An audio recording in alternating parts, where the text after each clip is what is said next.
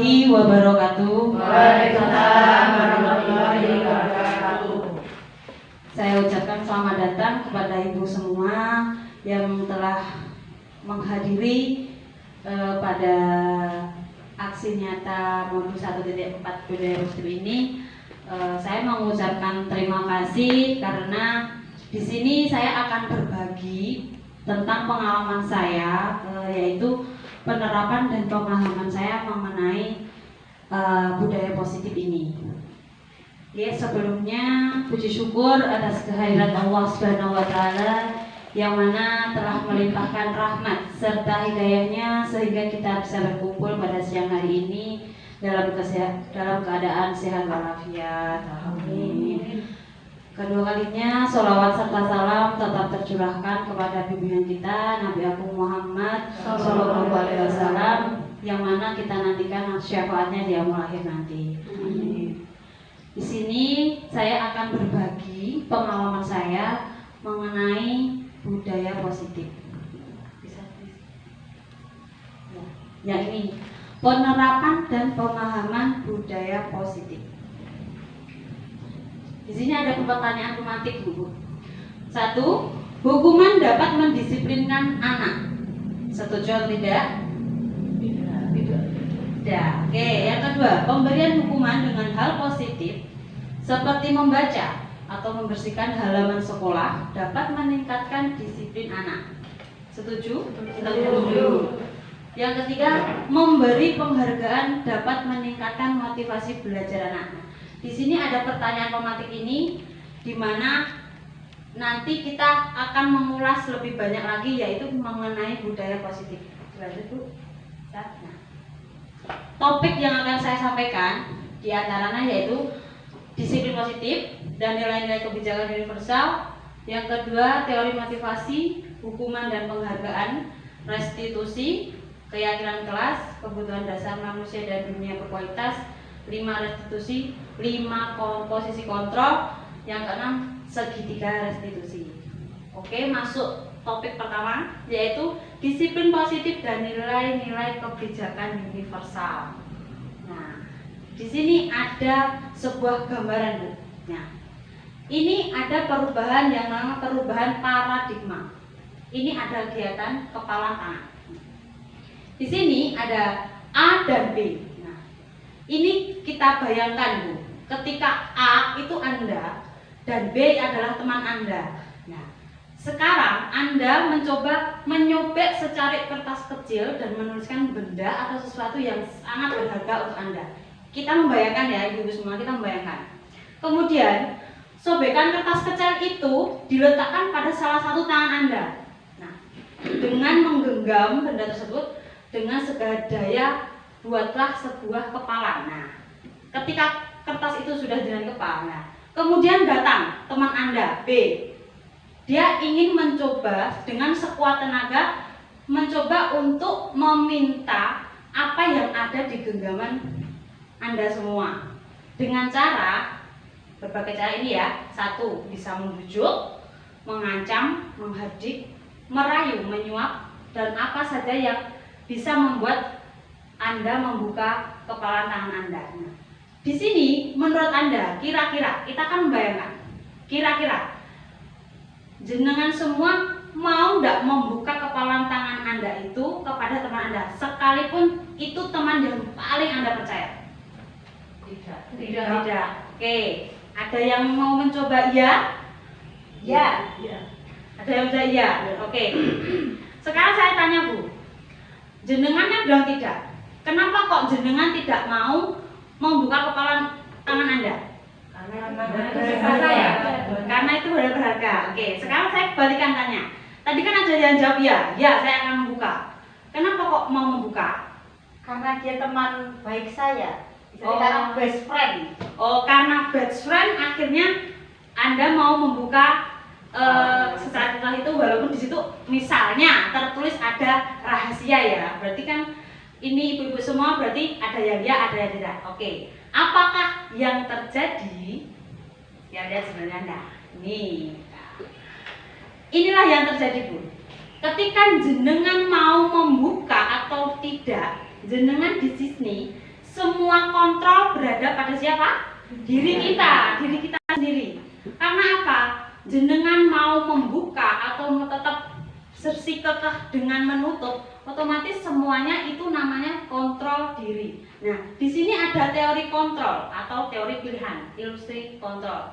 Yang pertama, ilusi guru mengontrol murid. Nah, jenengan kok di sekolahan pasti mengontrol muridnya?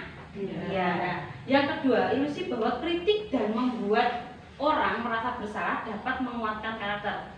Bisa kan Bu, waktu kita mungkin ada salah satu murid kita tanpa kita sadari dari posisi kontrol kita, dampaknya akan membuat mereka merasa bersalah.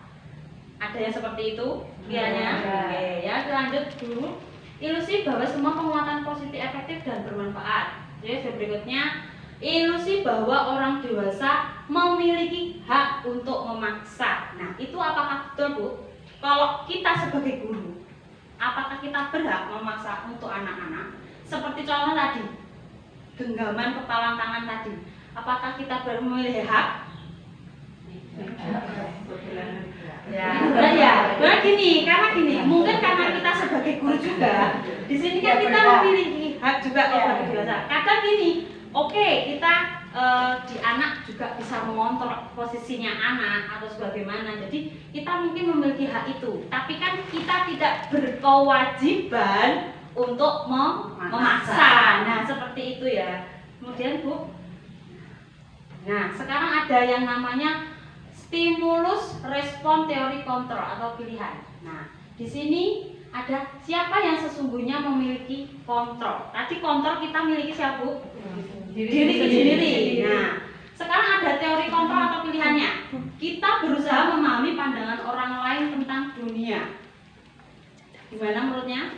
Terus ada semua perilaku memiliki tujuan. Hanya Anda yang bisa mengontrol diri Anda tidak bisa mengontrol orang lain.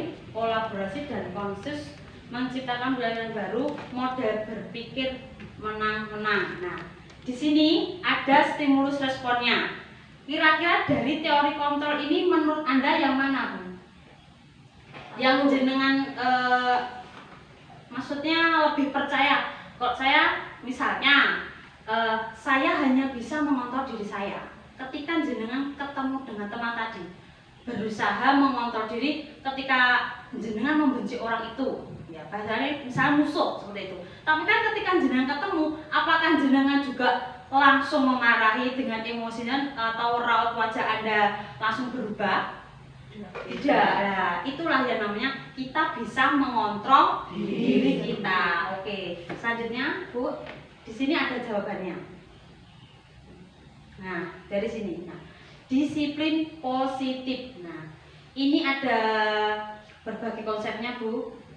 Ini nanti kita bahas, mungkin bahas satu-satu, gitu. Insya Allah waktunya nanti bisa cukup, kita bahas satu-satu. Nah, kemudian bisa terbaca? Bisa ya. Oke, kita lanjut saja, Bu. Sekarang saya mau tanya dengan Ibu, apakah makna disiplin? Di sini kan ada berasal dari bahasa Latin disiplina, yaitu artinya belajar. Kalau menurut Anda semuanya ibu-ibu, disiplin itu apa sebenarnya? Kesadaran diri. Kesadaran diri, oke, yang lainnya bisa? Bertanggung jawab, ya ada lagi menyelesaikan tepat pada waktunya. Nah, oke, disiplin. Di sini disiplin ada berbagai macam bahasa ya, Bu. Nah, jenisnya bisa dibacakan sendiri. Nah, terus yang di sini kita, namun dalam budaya kita, makna kata disiplin telah berubah menjadi sesuatu yang dilakukan seseorang pada orang lain untuk mendapatkan kepatuhan. Kecenderungan umum adalah menghubungkan kata disiplin dengan ketidaknyamanan, bukan dengan apa yang kita hargai atau pencapaian suatu tujuan mulia. Apakah jenengan setuju dengan kalimat yang nomor 3 ini? Nah, ya. Karena disiplin di sini kan pada akhirnya kan di sini kan ada bahasa Latin namanya belajar. Tapi karena disiplin itu bisa telah berubah menjadi sesuatu, sama halnya ketika kita sebagai guru waktu hari Senin pasti melaksanakan upacara bendera ibu-ibu semua. Nah, bagaimana kita menerapkan disiplin kepada anak ketika anak-anak mengikuti upacara bendera. Nah, pastikan kita melakukan sesuatu. Nah, sesuatunya apa? Mungkin barisannya lebih dirapikan ketika nanti ada anak bercanda sendiri, terus akhirnya yang jenengan merasa tidak nyaman, kok ini saya bicara di depan tapi di belakang ada anak yang bicara sendiri, akhirnya kan muncul dengan rasa yang namanya ketidaknyamanan. Oke, berikutnya Ibu. Nah, ini sekilas saja kita mengenal nilai-nilai kebijakan universal. Nilai kebijakan adalah sifat-sifat positif manusia yang merupakan tujuan mulia yang ingin dicapai setiap individu. Nilai-nilai tersebut bersifat universal dan lintas bahasa, suku, bangsa, agama maupun latar belakang. Nah, di sini setiap perilaku perbuatan memiliki suatu tujuan menurut Dr. William Glasser pada teori kontrol 1984. Dengan mengaitkan nilai-nilai kebijakan yang diyakini seorang, maka motivasi intrinsiknya akan terbangun sehingga menggerakkan motivasi dari dalam untuk mencapai tujuan mulia yang diinginkan. Menurut Diana Gosen tahun 1998. Nilai kebijakan yang ingin dicapai oleh setiap anak Indonesia kita kenal dengan profil pelajar Pancasila. Apakah Ibu sudah pernah mendengar ini? Sudah. Profil pelajar Pancasila ada apa saja Ibu? Iya, betul. Berani, beranalitis,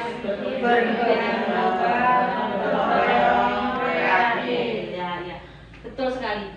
Ini namanya profil pelajar Pancasila. Apakah Ibu semua sudah mengembangkan profil pelajar Pancasila ini di lembaga? Insya Allah sudah. Mungkin sudah ya Bu, walaupun belum sebagian. Nah, ini yang dinamakan nilai kebajikan Bu. Jadi biasanya kan pemikiran kita kan ya mandiri gitu aja. Tapi di sini mandiri, beriman, mandiri, berkritis, kebinekaan global, gotong royong, itu adalah nilai kebajikan yang kita terapkan pada diri anak melalui motivasi intrinsik, yaitu dari dalam. Jadi kita mewujudkan anak itu secara dari dalam, memberi motivasi dari dalam dan juga dari luar juga. Nah, kita sudah mencapai ke topik kedua, yaitu teori motivasi, hukuman, dan penghargaan, kemudian restitusi. Oke. Nah, di sini ada macam-macam motivasi. Tadi nih Bu, sambungannya dari nilai-nilai kebijakan kan dari dalam, tadi menurut Diana Gosen.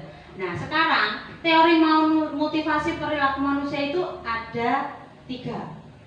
Ada 2, motivasi internal dan motivasi eksternal. Yang ketiga kan ada motivasi internal, yaitu tujuan disiplin positif. Nah, di sini yang internal untuk menghindari ketidaknyamanan atau hukuman. Apa yang akan terjadi apabila saya tidak melakukannya? Nah, dari dalam, motivasi itu juga berlaku dari dalam. Yang kedua, motivasi eksternal untuk mendapatkan imbalan dari orang lain atau institusi. Nah, maksudnya apa Bu?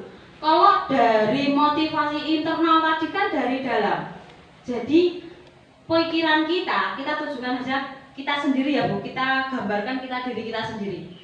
Internal itu kan di dalamnya ada rasa ketidaknyamanan ketika kita mungkin tidak melakukan apa yang seharusnya kita kerjakan. Misalnya kok berburu waktu piket, tapi kan kita ternyata datangnya terlambat dan tidak melakukan piket itu. Jadi kan pasti ada rasa ketidaknyamanan atau ada rasa pasti saya dapat hukuman ini nanti. Nah, itu kan keluar dari dalam diri kita. Nah, tapi yang kedua adalah motivasi eksternal. Kenapa kok motivasi eksternal? Untuk mendapatkan imbalan dari orang lain atau institusi. Itu seperti ini Bu. Ketika jenengan seorang guru ya, guru pasti di atasnya guru ada kepala sekolah. Nah, jenengan ingin mendapatkan imbalan atau reward dari kepala sekolah itu. Nah, jenengan berusaha mungkin datang lebih awal, lebih piket atau terus kemudian mungkin dari kita cara mengajar kita bisa membuat anak lebih mandiri ataupun kreatif. Nah, di situ kan akhirnya kita mendapatkan reward itu tadi Bu, penghargaan atau pujian juga. Ya betul sekali Bu, pujian. Nah, Jadi itulah yang namanya motivasi eksternal. Jadi kan ada bedanya ya Bu ya, internal sama eksternal. Nah, kalau yang terakhir adalah motivasi internal, yaitu dengan tujuan disiplin positif untuk menghargai diri kita sendiri. Karena apa Bu? Semua supaya disiplin positif itu menuju tujuan kita ingin tercapai, pastikan kita bisa melalui dengan cara apa? Menghargai diri kita terpisah diri sendiri dahulu. Oke. Kemudian ini Ki Hajar Dewantara nih. Ada kata-kata merdeka. Merdeka itu artinya tidak hanya terlepas dari perintah, akan tetapi juga cakap buat memerintah diri sendiri. Nah, sama halnya dari motivasi itu Bu. Jadi kita artikan merdeka. Merdeka itu bukan berarti kita bebas, tidak. Tapi kita juga harus bisa memerintah diri kita sendiri. Nah, kemudian ini tadi kan yang kedua adalah hukuman. Dihukum oleh penghargaan. Bahwa penghargaan berlaku sama dengan hukuman dalam arti meminta atau membujuk seseorang melakukan sesuatu untuk memenuhi suatu tujuan tertentu dari orang yang menerima atau meminta atau membujuk dorongannya eksternal, dan akan ada faktor ketergantungan beberapa dampak pemberian penghargaannya.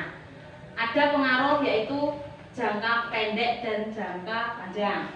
Kemudian ada penghargaan menghukum, penghargaan mengurangi ketepatan, penghargaan tidak efektif, penghargaan merusak hubungan. Nah, dimaksudnya di sini Bu, kalau kita menginginkan penghargaan, ya sama halnya tadi ya, kita berusaha lebih tepat waktu daripada buku sehingga kan kita nanti pada akhirnya mendapatkan penghargaan.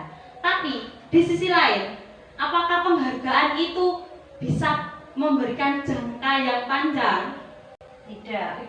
Nah, tidak. Terus kemudian ada lagi Bu, apakah penghargaan itu menjadi penghukum? Misalnya kan seperti ini ya, kalau kita sudah mendapatkan penghargaan, terus kita kan akhirnya berusaha untuk mempertahankan itu. Nah, itu apakah baik atau tidak Bu, untuk jangka selanjutnya? Kalau mempertahankan baik. Mempertahankan untuk penghargaan itu berarti kita harus tetap giat mempertahankan dan berusaha. Mana kita sudah mendapatkan reward, otomatis saya akan berlaku lebih. Nah ya, terus tapi kemudian ada gini Bu, apakah bisa penghargaan itu merusak hubungan? Nah, di sisi lain kan bisa, karena itu menimbulkan kecemburuan sosial bisa. Nah, jadi gini ya Bu, penghargaan itu ada baik dan buruknya juga. Karena apa? Kita lama-kelamaan kan akan membuat teman kita juga merasa tidak nyaman dengan kita. Iya, akhirnya kan terus kalau itu sesama guru ya Bu. Kemudian kita bersama siswa.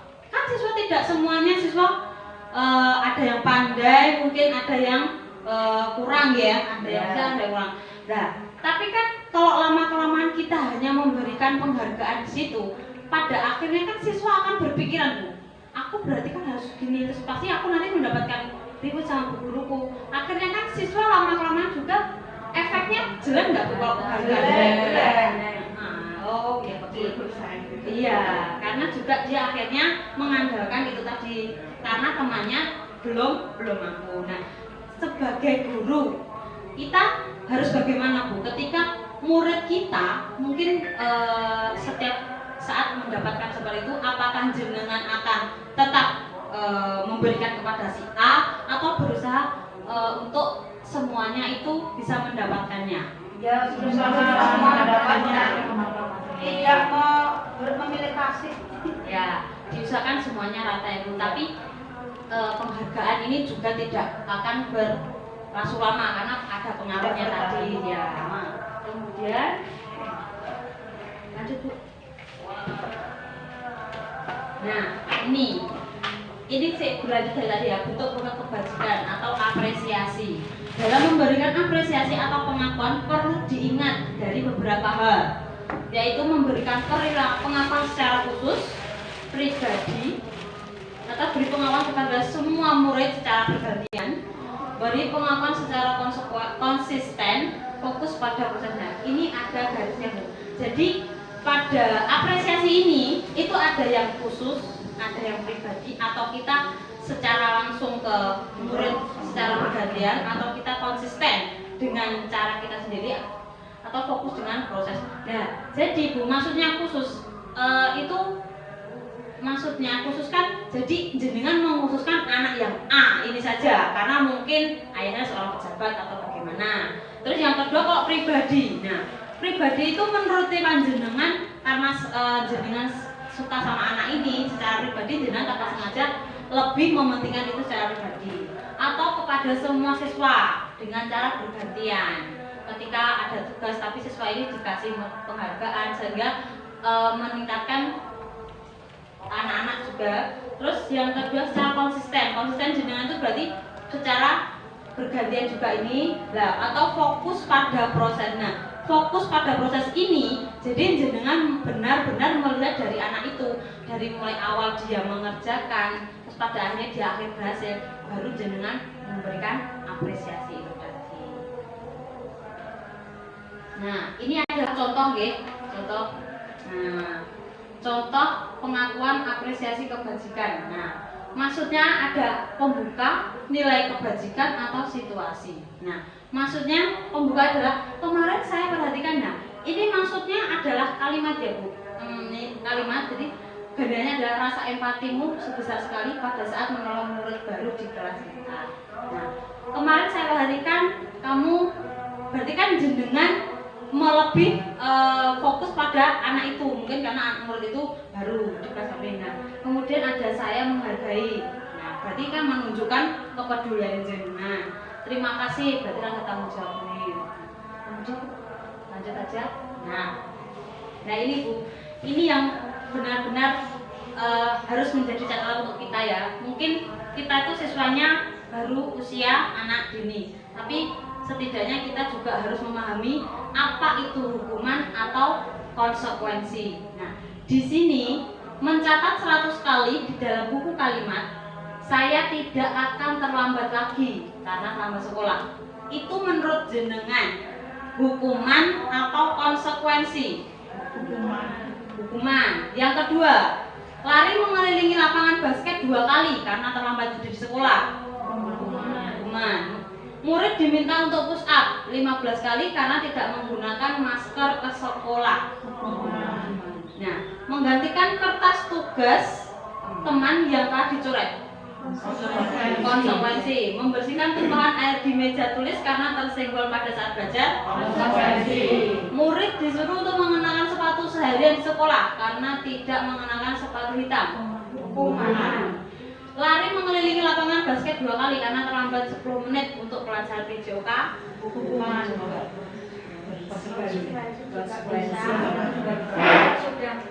Nah, Karena pakai jawabannya. iya, oke. Nah, kita akan tahu jawabannya pada slide berikutnya. Nah, jenengan tadi ada yang bilang ya hukuman ya konsekuensi, tapi ini jawabannya. Jadi Bu, hukuman itu berarti kita mengenai fisik, tindakan fisiknya kepada anak-anak. Ya sama halnya mencatat 100 kali, otomatis kan dia akhirnya mengenalkan menulis dengan fisik. Terus lari pasti juga fisik. Nah, push up itu. Nah, ini yang untuk konsekuensi. Konsekuensi itu lebih ke dia akhirnya ketanggung jawabnya dia. Jadi ya, karena apa? Dia bertanggung jawab karena kan dia sudah mencoret-coret punya teman. Nah, akhirnya kan dia harus menanggung resikonya. Jadi itu ada perbedaan dua ya Bu, hukuman dan konsekuensi. Kalau untuk hukuman itu tadi tindakan yang berupa fisik, kalau untuk konsekuensi lebih mengarah ke tanggung jawab.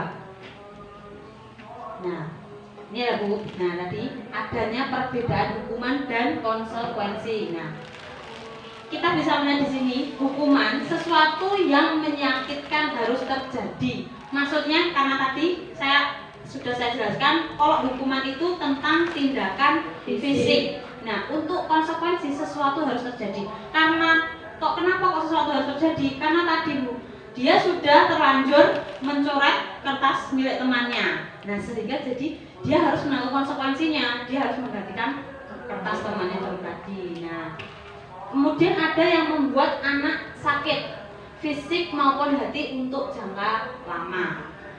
Karena apa, Bu? Hukuman yang kita berikan mungkin menurut kita membuat jera kepada anak itu, tapi tidak, Bu. Sebenarnya dia lebih sakit di fisiknya atau hatinya. Ya, bisa, Bu. Dendam. Karena apa? Akhirnya anak itu bukannya malah jera, tapi dia akhirnya merasa dendam pada gurunya. Tapi bedanya kalau dengan konsekuensi, membuat anak merasa tidak nyaman dalam jangka waktu pendek. Karena tadi kan dia sudah merasa kok tanggung jawabnya tadi, nah jadi mungkin dia merasa tidak nyaman karena kenapa tadi kertasnya sudah saya coret-coret seperti itu tadi. Kemudian ada anak membenci kedisiplinan. Nah, sama halnya tadi, Bu. Akhirnya karena kita sering menghukum anak itu, akhirnya dia tidak akan disiplin. Iya, akhirnya mungkin dia akhirnya bolos atau sebagainya. Terus ada yang konsekuensinya adalah anak menghadapi disiplin. Terus yang berikutnya ada paksaan, mendorong anak menyakiti diri sendiri, konsep diri yang buruk, anak belajar untuk menyembunyikan kesalahan, marah, merasa bersalah, dipermalukan, merasa tidak adil. Itu adalah contoh dari hukuman. Jadi jenengan sekarang lebih memahami nggih, ketika mungkin kita mengajar tanpa sengaja kita memberikan hukuman, ya karena kan kadang kita kalau sudah mengajar kan tanpa kita sadari mungkin kita menyuruh anak itu harus menyelesaikan, padahal anak itu sudah merasakan capek atau tadi, dan itu juga masuk hukuman karena kita memaksakan kepada anak itu. Berikutnya, sekarang ini, Bu, restitusi. Apakah sudah pernah mendengar dengan restitusi? Pernah. Restitusi itu apa? Baru mendengar ya? Iya. Restitusi itu sebenarnya adalah menciptakan kondisi anak untuk memperbaiki kesalahannya. Nah, sehingga anak bisa kembali pada kelompok mereka dengan karakter yang benar. Maksudnya di sini adalah, Bu, restitusi itu ketika anak itu mau melakukan kesalahan, nah kita dengan cara restitusi menciptakan kondisinya anak untuk memperbaiki kesalahannya itu tadi.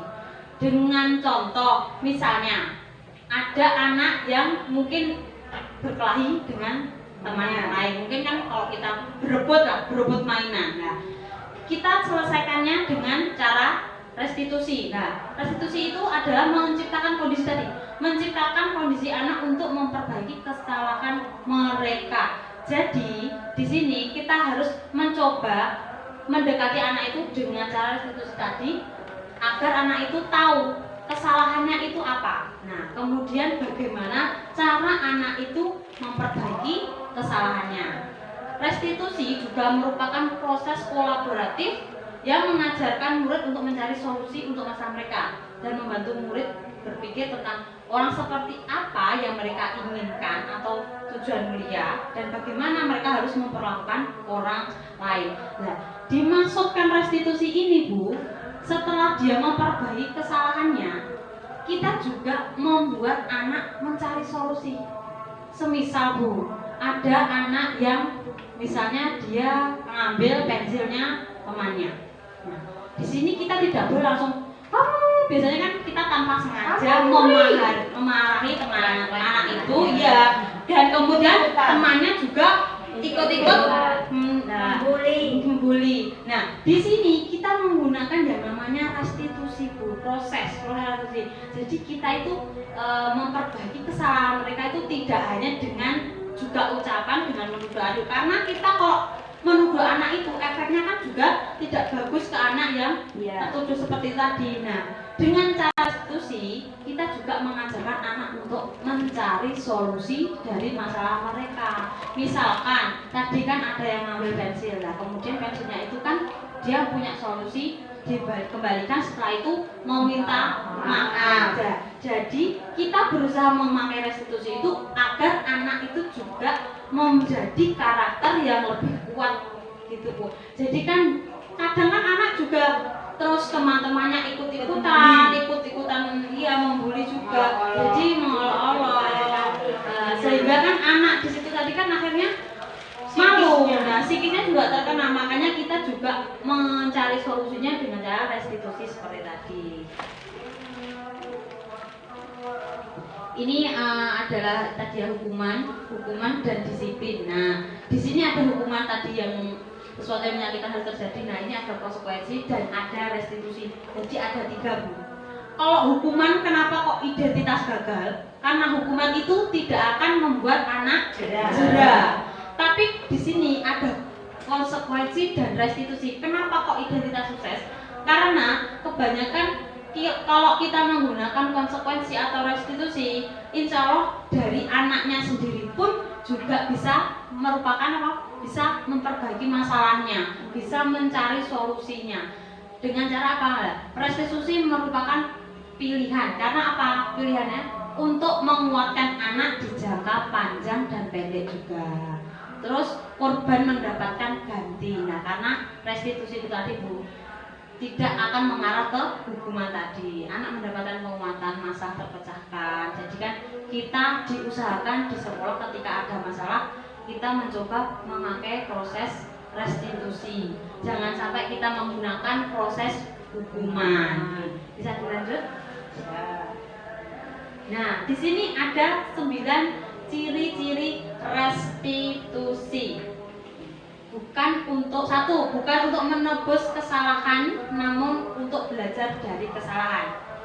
Maksudnya di sini, Bu, ciri-cirinya adalah bukan menebus kesalahan. Jadi anak itu tidak menebus kesalahan, tapi dia belajar dari kesalahannya sendiri. Aku itu salah apa? Kok tadi dia kenapa dia mengambil pensilnya temannya? Yang kedua yaitu memperbaiki hubungan. Jadi saling memohon maaf tadi. Yang ketiga ada tawaran, jadi bukan paksaan, Ibu. Jadi kan kalau di hukuman tadi ada paksaan, kalau restitusi tidak. Nah, yang keempat, restitusi menuntun untuk melihat ke dalam diri. Jadi kita melihat identitas diri kita sendiri. Nah, karena untuk memperbaiki kesalahan kita tadi. Restitusi mencari kebutuhan dasar yang mendasari tindakan. Yang keenam, restitusi diri adalah cara yang paling baik. Yang ketujuh, introspeksi diri. Ya, betul sekali. Yang ketujuh adalah restitusi fokus pada karakter, bukan tindakan. Jadi kita fokusnya bukan tindakan cara dia meminta maaf, tapi kita akan akhirnya menguatkan karakter dalam diri anak. Yang kedelapan, restitusi fokus pada solusi. Nah, solusinya apa? Ya tadi, berusaha memecahkan masalahnya. Yang kesembilan, restitusi mengembalikan murid yang berbuat salah pada kelompoknya. Biasanya kan kalau ada murid yang salah dibully, tidak dikucilkan. Nah, pada akhirnya kalau kita menggunakan restitusi, akhirnya mengembalikan anak yang salah itu tadi pada teman-temannya. Lanjut, Bu. Nah, di sini ada keyakinan dan sebelum saya lanjut, bisa ibu-ibu minum dulu, tidak apa-apa. Soalnya ini jam siang, Bu. Biasanya kalau jam siang itu biasanya hawa-hawa ngantuk sudah berdatangan ya. Oke, sambil saya lanjut ya, keyakinan kelas. Nah, sudah pernah dengar, Bu, yang namanya keyakinan kelas? Belum. Nah, di sini kita bahas. Nah, mengapa ada pertanyaan ini? Mengapa tidak peraturan saja? Mengapa harus keyakinan kelas? Nah, pasti jenengan kalau di sekolah ada peraturan kelas, ya ada tata tertibnya, harus anak apa. Tapi di sini kita harus mencoba dengan keyakinan kelas. Nah, ini juga ada pertanyaan, mengapa kita memiliki peraturan harus menggunakan helm bila mengendarai kendaraan kedua? Mengapa kita memiliki peraturan harus menggunakan helm bila mengendarai kendaraan roda 2? Itu termasuk aturan untuk keselamatan. Mengapa kita memiliki peraturan 3M, menggunakan masker, mencuci tangan, dan menjaga jarak? Itu termasuk jadi kita balik ke peraturan. Mengapa kita memiliki peraturan harus datang tepat waktu pada saat mengikuti pelatihan? Kedisiplinan. Nah, ini semua adalah untuk mendukung motivasi intrinsik, kembali lagi ke penilaiannya atau keyakinan yang lebih menggerakkan sesuatu di seorang dibanding mengikuti serangkaian peraturan. Nah, ini seperti Nah, ini Bu, yang akan saya bahas ada di sini yaitu budaya positif. Jenengan sudah mengenal yaitu budaya positif? Dan disiplin tadi. Oh, misalnya disiplin. Ya. Selain itu ada lagi kiranya budaya positif? Pembiasaan. Kebiasaan. Oke.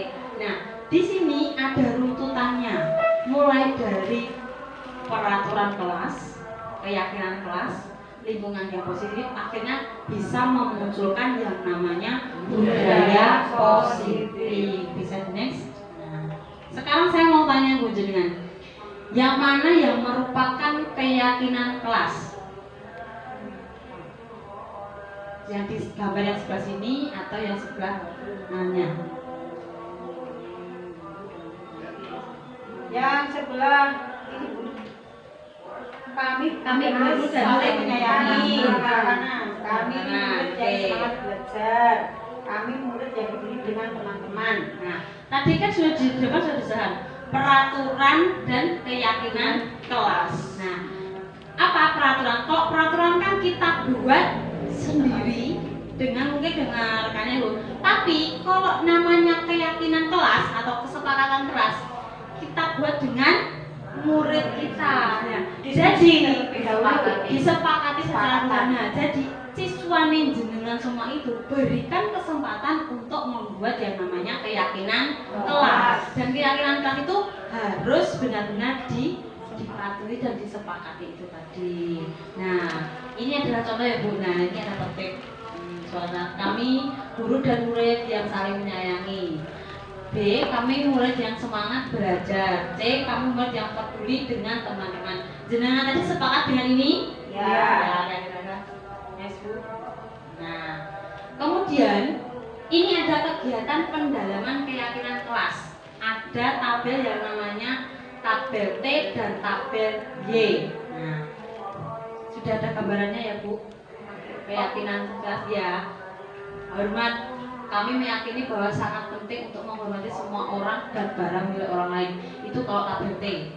Nah, ada yang tampak seperti, ada yang tidak tampak seperti. Itu dalam artian kita bekerja di sekolahan Bu. Nah, kita kan otomatis lebih menghormati kepada kepala sekolah juga. Nah, kalau masuk ke bekerja, kami meyakini bahwa sangat penting untuk melaksanakan segala pekerjaan atau mengikuti kegiatan yang telah ditugaskan. Konsekuensi. Ya. Yang kemudian ada diterima dan dimiliki. Kami meyakini bahwa sangat penting untuk merasa diterima pada suatu kelompok dan saling peduli satu dengan yang lain. Berarti termasuk kesepakatan tadi. Ya, masuk kesepakatan yang tadi karena kita saling menghargai, saling menyayangi. Yuk Mas peduli. Di sini juga ada berikutnya. Tadi kan hormat itu ada tampak seperti dan tidak tampak seperti. Nah, tampak seperti itu maksudnya di sini ada kalimatnya datang tepat waktu, tapi yang tidak tampak sering hadir. Mungkin di depannya kita kan datangnya tepat, tapi yang tidak tampak kita mungkin terlambat berapa menit seperti itu ya Bu ya. Kemudian menyapa teman dan guru setiap hari, tak acuh kepada teman dan guru, mengembalikan barang teman yang telah dipinjam dan mengucapkan terima kasih, tidak mengembalikan yang telah dipinjam dan meletakkannya dengan sembarangan. Nah, itu yang dimaksudkan dengan hormat tadi. Kemudian ada bekerja, tekun dalam bekerja dan minat guru, tidak mengharapkan dan acuh tak acuh, menyerahkan tugas tepat waktu, tugas tidak diberikan. Nah, yang tabel Y, tadi ada tabel T, dan kemudian Y. Y ini ada yang namanya terdengar, terlihat, dan berperilaku. Kalau terdengarnya satu orang berbicara, yuk saya bantu, kita bisa selesaikan ini bersama. Nah, contoh ya, terima, tolong ya, permisi, terlihat. Tapi untuk terlihatnya, mungkin kita yuk saya bantu, itu kan akhirnya terlihat lebih berempati kepada perasaan orang lain. Ya betul. Terus kalau perilakunya mungkin tersenyum ramah. Jadi T dan Y itu saling berkesinambungan di sini ya Bu ya. Bisa di next. Nah, di sini ada contoh peraturan dan keyakinan kelas. Selalu kembalikan buku ke tempatnya. Berarti itu termasuk apa Bu? tanggung jawab, betul, tanggung jawab. Dilarang mengganggu orang lain. Harus saling menghormati, menghargai. Hadir di sekolah 15 menit sebelum dilarang melakukan kekerasan. Bisa Keselamatan. Dilarang menggunakan narkoba. Kesehatan. Oke. Bergantian atau menunggu giliran? Sabar. Gunakan masker. Oke, jangan berlari di kelas atau koridor. Nah, silakan dibuka Bu, jawabannya ada di sini semua. Nah, ini dia jawabannya Bu. Selalu mengembalikan buku ke tempatnya. Jadi keyakinan kerasnya adalah tanggung jawab. Kita lebih memberikan anak rasa tanggung jawab. Karena apa? Ketika anak bermain ada kalanya dia tidak mau membereskan. Nah, itu berarti tidak masuk dengan keyakinan keras yang kita berikan tadi. Dilarang mengganggu orang lain, berarti kita harus saling menghormati, itu tadi. Berkomitmen. Oke. Hadir di sekolah 15 menit, menghargai orang lain atau berkomitmen ya. Jawabannya ada di sini semua. Bisa next. Nah, apakah istirahat sebentar? Bisa lanjut aja. Sekarang masuk ke kebutuhan dasar manusia dan dunia berkualitas. Oke. Kebutuhan dasar manusia itu ada 5, yaitu 1. Kasih sayang dan rasa diterima, penguasaan, bertahan hidup, kesenangan dan kebebasan. Next. Hanya 5 tadi ya Bu. Kembali lagi Bu sebentar. Nah, kebutuhan dasar manusia. Ini yang harus dimiliki oleh manusia, yaitu bertahan hidup Bu.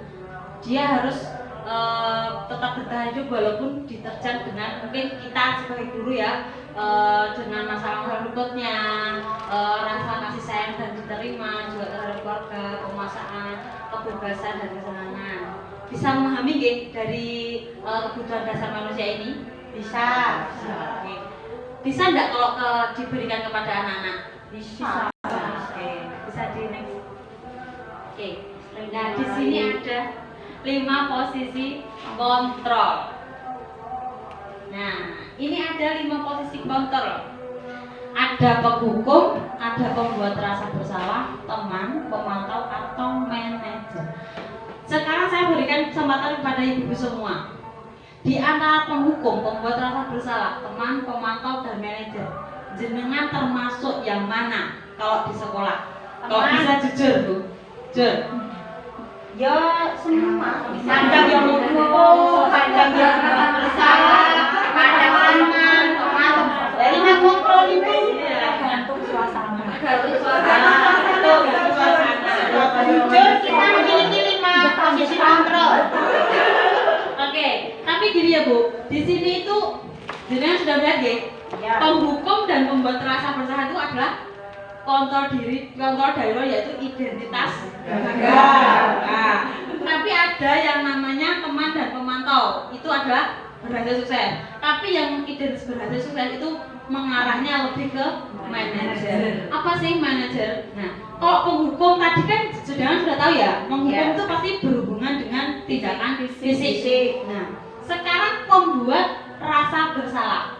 Nah, pasti kalau pembuat rasa bersalah kan pasti jenengan akhirnya yang ke anak itu pasti ya, bukan kita pokoknya langsung gini.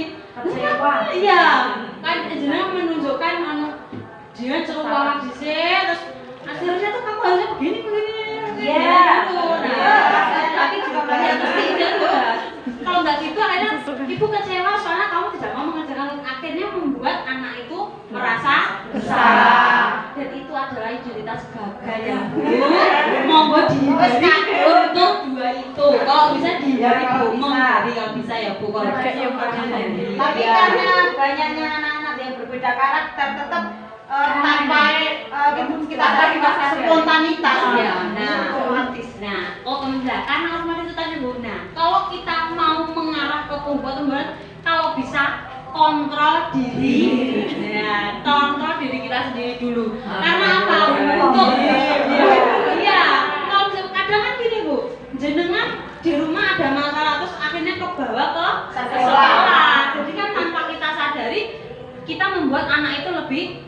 diulang lagi. Nah, kayak gini contohnya, misalnya guru berkata, gurunya itu berkata, kalau kamu tidak melakukannya, awas ya, rasakan. Pasti bu guru tuh pernah kan seperti itu. Nah, awas, ya mesti awas ya, pasti ya. Hasilnya nanti apa bu? Anaknya makin bukan drop bu, dia jadi, soalnya makanya jarak. Terus jarak gurune terus nek gurune lagi erosi oleh bu, ya toh, pasti tambah jadi tsunami akhirnya, ya kan. Terus kemudian ada yang namanya teman atau pemantau. Ini juga bagus bu, karena apa? Jenengan itu mendekati anak dengan cara merangkul sebagai teman, ya. Kalau nggak gitu kan gini. Jenengan misalnya anak itu nggak mau, mungkin kalau di TK semuanya pasti kontrolnya seperti teman ya bu, karena kan anak TK ya wajar karena kan seperti itu. Terus kalau nggak gitu kita menjadi pemantau, kita hanya memantau anak itu, mengukur, cuma kita menyesuaikan diri, ya hanya mengawasi anak itu saja.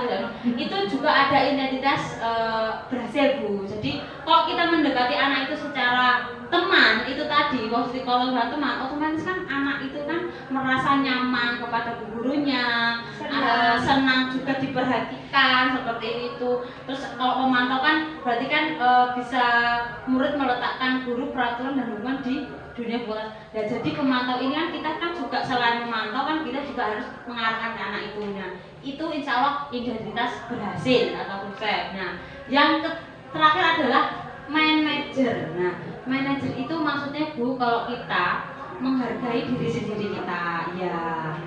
Oke, apa yang manajer mengajukan pertanyaan-pertanyaan ini guru berbuat, misalnya kan kita kayak tadi mau menyelesaikan masalah, jadi kita mengontrol dirinya menggunakan manajer seperti itu. Memanage emosi. Iya.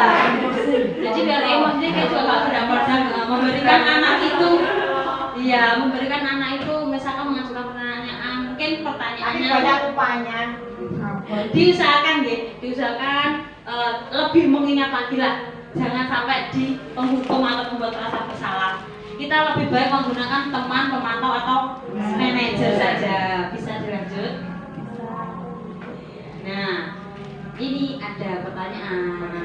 Nah, ini kayak tadi yang namanya apa, penghukuman. Saya kecewa sekali dengan kamu. Nah, akhirnya kan jenengan tanpa sadari itu akhirnya membuat merasa bersalah, sedih. Ya, kamu tidak benar melakukan, ya pasti jadi maha hukum. Kalau teman pasti ayolah lakukan demi kebaikan ibu. Nah, soalnya ibu mungkin ingin tampak baik di depan sekolah, jadi jenengan pengen anak-anak yang berhasil dan mungkin pengen di reward tadi dalam sekolah, jenengan bereaksi dengan posisi kontrol sebagai teman. Nah, kalau untuk pemantau ya ini tadi paling jenengan menggunakan reward semacam stiker bintang untuk anak-anak. Nah, kalau manajer itu adalah posisi bagaimana kamu bisa menyelesaikan masalah ini yang menggunakan restitusi tadi bu. Nah, yang terakhir kan kamu selalu yang paling terakhir, jadi akhirnya berarti penghukum. Bisa lanjut? Nah, yang terakhir adalah segitiga restitusi. Tadi di depan sudah ada yang namanya restitusi, dan yang sekarang ada segitiga restitusi. Tadi restitusi itu tadi apa bu? Untuk apa nih? Memperbaiki kesalahan mereka. Terus yang kedua mencari solusi. Oke, masuk. Ya, ini namanya segitiga restitusi. Di sini ada 3 bu. Yang pertama adalah menstabilkan identitas. Yang kedua menanyakan keyakinan. Yang ketiga adalah validasi kebutuhan. Kenapa kok ada 3? Karena yang pertama menstabilkan identitas. Ketika anak-anak itu memiliki masalah, nah kita menstabilkan identitas dulu, kita mencari dulu apa kesalahan mereka, apa yang menyebabkan mereka melakukan kesalahan itu. Yang kedua, menanyakan keyakinan. Jenengan menanyakan, misalkan ini contoh ya bu, yang pernah saya lakukan di sekolah saya, waktu ada kegiatan senam, ada anak kelompok B itu dia bertengkar sendiri. Nah, pada akhirnya saya masukkan dia ke B penyelesaian saya secara segitiga restitusi. Jadi saya tanya dulu, menstabilkan identitas. Saya tanya, kenapa kok kamu menjelaskan seperti ini? Nah, terus dia bilangnya, gara-gara temannya ini loh Bu, dia mengajak saya berkelahi, adu panco Bu waktu itu, adu panco lah. Terus saya terus tanya, apakah itu masuk keyakinan di kelas kita? Kalau di sekolah apakah boleh seperti itu? Dia bilang, tidak boleh Bu, karena kita sesama teman juga harus menyayangi. Nah, validasi kebutuhan di sini itu adalah caranya menyelesaikan apa yang dia butuhkan. Nah, dia tidak akan mengulangi lagi, dan di sini kebutuhan adalah dia berjanji tidak akan mengulangi kegiatan yang sama saja. Jadi jenengan ketika mungkin menemukan masalahnya di sekolah, entah masalah bertengkar atau mungkin berkelahi, terus dari anak yang mungkin sama gurunya yang diusahakan menyelesaikannya dengan cara segitiga restitusi Bu. Karena jenengan nanti kalau melakukan seperti sama ini, insya Allah itu lebih enak mencari solusinya. Karena apa? Kalau nggak pakai segitiga restitusi, kembali lagi ke posisi kontrol, menjadi penghukum dan buat rasa bersalah. Ya, karena di sini tadi berusaha kita membuat yang namanya keyakinan kelas tadi. Jadi kalau keyakinan kelas itu seluruh warga kelas juga harus harus apa? Harus menyepakati, yaitu yang namanya keyakinan kelas. Nah, ini menstabilkan identitas. Nah, untuk membuat anak yang merasa gagal karena berbuat salah menjadi positif terhadapnya. Nah, contohnya seperti ini tadi ya Bu, guru berkata berbuat salah itu adalah hal manusiawi. Tidak ada manusia yang sempurna. Bapak Ibu juga buat salah, jadi kita pastikan bisa menyelesaikan permasalahan ini. Bapak Ibu tidak tertarik untuk mencari tahu siapa. Nah, ini adalah contoh Ibu, contoh kalimat-kalimat yang akan jenengan berikan kepada anak-anak. Mungkin karena kita masih di TK Bu, mungkin kan anak belum mengetahui mungkin bahasa yang jadi kita di sini kan juga memiliki posisi kontrol yang bagaimana caranya mendekati ke anak tersebut. Tapi kita usahakan dia menjadi positif terhadap dirinya sendiri tadi. Kemudian ada yang namanya fasilitasi kebutuhan, ini membantu mengenali basic kebutuhannya, dasar untuk ini. Nah, validasi kebutuhannya apa? Ya tadi Bu, kembali ke 5 kebutuhan dasar manusia tadi. Mungkin dia berbuat seperti ini karena kurang kasih sayang orang tua, kurang perhatian, atau kurang perhatiannya, atau mungkin dia di rumah nggak bebas, akhirnya dia ingin menjadi kebebasan, atau mungkin dia mencari kesenangannya atau baru. Jadi Bu Guru bisa melihat di sini validasi kebutuhan anak itu ke arah yang mana. Dan yang ini menanyakan keyakinan. Anak melihat kesalahannya dihubungkan dengan norma sosial dan nilai-nilai yang mendasari manusia berinteraksi dengan orang lain. Apa nilai yang kita pelajari di kelas? Nah, ini tadi kembali ke keyakinan kelas yang sudah kita sepakati bersama dengan anak-anak. Next. Nah, ini contoh Ibu, ini contoh saja. Jadi anak-anak dikasih waktu untuk melihat kembali ke tujuan semula dengan cukup singkat dan berbagai cara inovatif. Pertanyaan dijawabkan ya. Ini jenengan untuk menemukan posisi pemantau atau manajer tadi. Jadi diusahakan menjadi posisi pemantau atau manajer biar identitasnya sukses. Nah, sampai di sini apakah ada yang ingin bertanya tentang dari 6 topik tadi? Kira-kira Bu, aku lebih pengen ada yang contoh dari ini.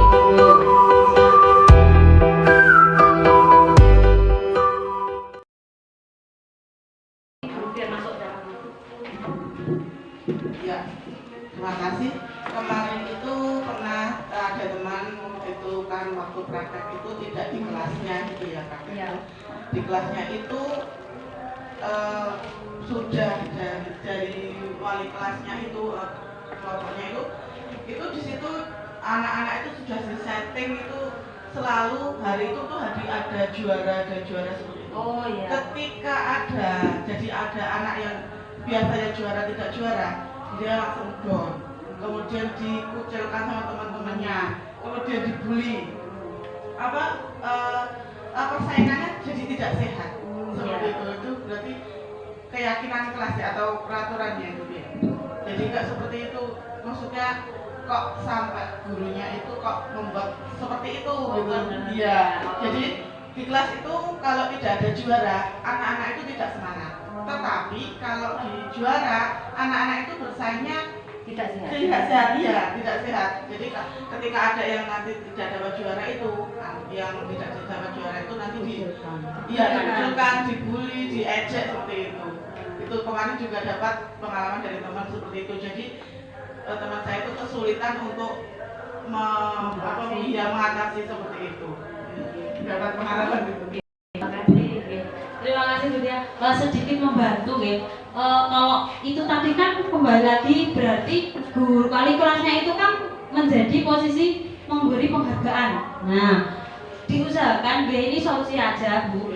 Diusahakan karena kan akhirnya kasihan kepada anak yang tidak juara, akhirnya dia dikucilkan oleh sebaiknya guru wali kelasnya itu meratakan. Jadi misalnya mungkin gurunya memakai cara penghargaan biar anaknya semakin semangat dan tapi itu dilakukan ya tadi diberi pengakuan secara bergantian kepada muridnya.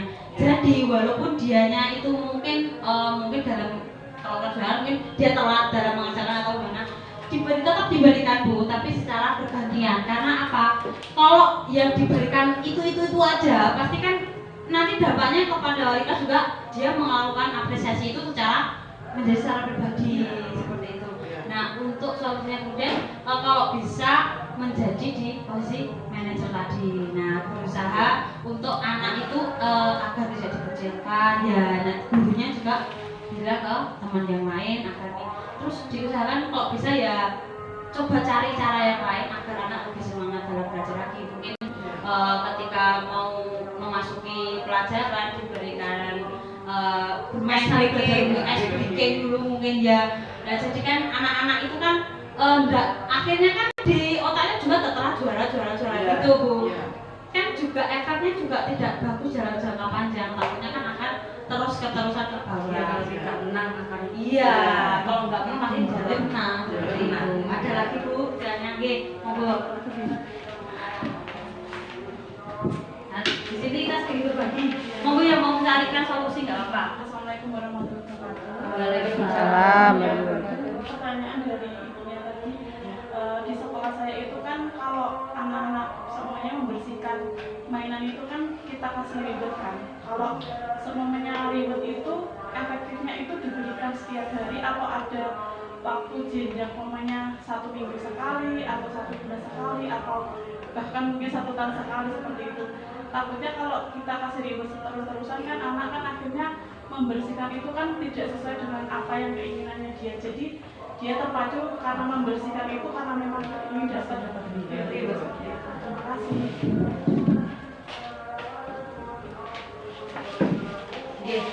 Maksudnya gini Bu. Kalau menurut saya mungkin dari membereskan mainan itu kan dan menuju ke rasa tanggung jawab, konsekuensi dia karena dia kan bermain. Tapi kalau dengan memberikan imbalan ke iming-iming nanti dikasih reward, pada akhirnya dia kayak anak sing belum tahu aku ben orang baleni tapi kan aku yang baleni ora imbalan. Nah, pasti akhirnya anak-anak tercantum di sini reward, hanya reward bukan rasa tanggung jawabnya. Kalau menurut saya Bu, jangan diberi reward dulu anaknya itu. Cuma kita mengingat Tanggung jawab itu kan memang belum. Jadi sudah dicoba tanggung jawab itu tapi kurang berhasil. Akhirnya dicari jalan kita reward. Dikasih reward itu anak itu lebih tanggung jawabnya itu lebih terlihat. Tapi kan kalau reward itu kan terusan kan akhirnya mereka melakukan itu kan memang bukan tanggung jawab tapi memang sudah sebelumnya. Jadi kita memang tidak langsung kasih reward itu memang seperti itu. Jadi solusinya itu gimana? Apa reward itu kita kasihkan setiap mungkin ada 3 minggu sekali atau seminggu sekali seperti itu. itu biasanya rewardnya yang diberikan itu apa? Nah, itu kita kan kebetulan nggak pakai stiker, kita kasih bintang. Oh, sudah. Ya sudah senang ya. Oke, kalau menurut saya gini Bu, mungkin kan karena usianya juga masih di 3 sampai 4 tahun ya. Enggak apa-apa dikasih, tapi gini, dengan catatan gini. Kita coba juga ya kan, soalnya saya juga enggak tahu karena kan mungkin usia TK-nya juga nggak sama. Kalau di tempat saya kan mungkin siapa tadi yang bermain kan mau membereskan mungkin ya. Kalau di kelompok bermain mungkin belum. Dicoba saja. Ketika anak itu bermain, tapi coba gini, kan kemarin sudah dapat reward. Nah, dicoba. Nanti nggak dapat reward ini loh, rewardnya dikurangi loh kalau nggak dikembalikan. Dicoba gitu, coba Bu, dicoba. Jadi gini, kalau di saya biasanya gini, Bu, ada yang siswa yang paling malas terus saya bilang gini, dan nanti kamu nggak dapat bintang, nanti bintangmu jadi turun gitu, akhirnya nggak jadi berkedip. Saya bilangnya gitu. Akhirnya kan dia memunculkan anak itu sendiri juga Bu. Nah, terus berarti kan jenengan itu mungkin dicoba saja. Coba kan kemarin yang maksudnya yang mau mendapatkan reward itu anaknya sama itu aja atau ganti? Anaknya itu kebetulan memang yang gini loh, kan di kelas itu kan ada anak yang paling nakal mungkin ya, akhirnya dia mempengaruhi Provokasi. Ya, iya, padahal kan sudah dibilangin, sudah kita aja untuk membereskan itu tetap tidak mau. Ya kalau bisa gini, mungkin itu ributnya bergantian atau hanya mungkin semua akhirnya kan selesai. Ribut itu menurut saya itu pasainya. Ya perlu, soalnya anak itu kan berusaha untuk sebaik mungkin mendapatkan apa yang Nah, ya, berarti gini, solusinya gini. Untuk menunjukkan rasa tanggung jawab, berarti jenengan nggak usah coba nggak pakai ribut. Coba aja satu kelas itu dicoba gini, siapa yang ingin mencari pahala, siapa yang mau menjadi penghuni surga. Jenengan caranya gitu, solusinya apa? Kita coba dengan cara yang lain. Misalnya kan kok di sini kan siapa yang menjadi penghuni surga, pasti anak-anak pasti dia angkat tangannya. Kalau mau menjadi penghuni surga, mau dapat pahala, ayo sekarang bantu ibu guru yuk membereskan mainannya. Nah seperti itu iya. Jadi anak itu nanti enggak terpancang dengan ribut-ribut saja. Nah nanti jadi dia kayak misalnya aku juga pengen dapat pahala, aku pengen jadi masuk surganya Allah lah. Pasti anak kan dengan sendirinya punya rasa dari dalam dirinya juga seperti itu. Dicoba saja dulu atau gimana. Soalnya saya juga saya memang tidak memancing dia dengan ribut saya kan itu. Kadang dan nanti kalau misalnya nggak beneran sholatnya, nggak tenanan nanti nggak masuk surganya Allah loh gitu. Jadi anak itu langsung paham Bu. Mungkin ya kelompok usia 3 sampai tahun mungkin kan belum begitu. Tapi kita berusaha mendekatkan dia aja, memberi pengertian lah. Kalau yang namanya habis bermain, kita juga wajib mengembalikan dek seperti itu. Jadi gurunya memberikan contoh juga. Jadi ya anak-anak yang lain kan ya anak-anaknya mengikuti juga. Coba saja Bu. Mungkin dari ibu-ibu yang lain ada solusi? Mungkin ributnya jangan cuma bintang, mungkin langsung kita ekspresinya tadi kan mungkin berantakan tadi kan kita ekspresi perubahan ekspresi kita kita ekspresi waduh pintarnya gitu, mungkin juga anak aduh aku diberi Atau kalau enggak kita cari perbedaan yang tadi berserakan terus yang sudah bersih Rapi. Bikinnya yang mana dari kedua itu kan langsung nyata anak lebih paham dari dalam. Oke. Ya terima kasih. Itu Ibu coba dicoba aja nanti solusinya. Terima kasih. Ya terima kasih. Itu tadi berbagi pengalaman saya mengenai budaya positif. Saya ucapkan terima kasih kepada Ibu semua. Semoga apa yang saya alami berbagi ini tadi juga bisa diterapkan di sekolah panjenengan semua. Akhirul kalam wabillahi taufiq. Wassalamualaikum warahmatullahi wabarakatuh.